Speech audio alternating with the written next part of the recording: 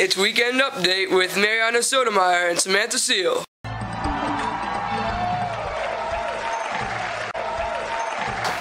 This is Weekend Update. I'm Sam Seal. And I'm Mariana Sotomayor, and here is today's top stories. Since the BP oil spill, the price for a barrel of oil went up $3.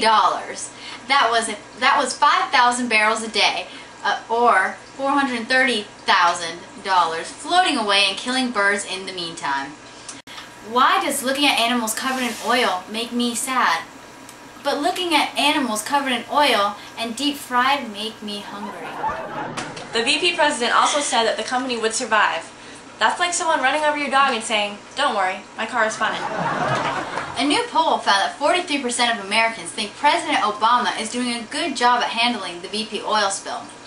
The same poll found that 43% of Americans hate pelicans. Walt Disney World Resort is opening an attraction next week called The Great Piggy Bank Adventure. Each family is about personal finance, though not as effectively as Disney's other new attraction, Offshore Bankers of the Caribbean. In past years, Black Friday has always been a hectic yet successful day for retailers, but this year's Black Friday turnout was lower than expected. Even though their economic situation seems to be improving, they were surprised to see entire houses on sale at Home Depot. A new study has shown that since the recession began, spending has increased the most in telephone equipment, followed by pets, and then education. So I guess my Boston Terrier really is smarter than your honor student. Asia used to aspire to reach America's economic standards, but in recent years the government has been able to stabilize and improve their economic situation through free market reforms. Now it's time for Asian Wisdom! Asian wisdom, the invisible hand of the market, has often relied heavily on the visible hand of the government. In turn, European government believed, and I quote, that their resources are infinite and borrowed as if there was no tomorrow. Europe is now in danger of sovereign collapse, and in association with the IMF, they have created a $580 billion fund to bail out Europe's troubled economy. And now it's time for a segment we like to call Really with Mariana and Sam. Really, Europe? You thought that your resources were infinite?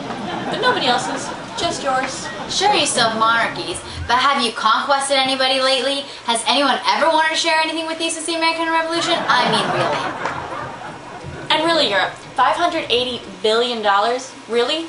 That's like if you spilled oil in every country in the world and then cleaned it all up. You'd still have enough time for some fish and chips. I mean, really. Really, Europe? Really? Really. Really with Mariana and Sam. Gas prices were believed to be inelastic, but this has been disproven through a recent study that has determined that consumers maintain their lifestyle and continue paying high gas prices in the short term and are more negatively affected in the long term. If gas gets any more expensive, rappers will start to drink it. Busch Gardens announced earlier this week that they will lay off 334 workers before Christmas.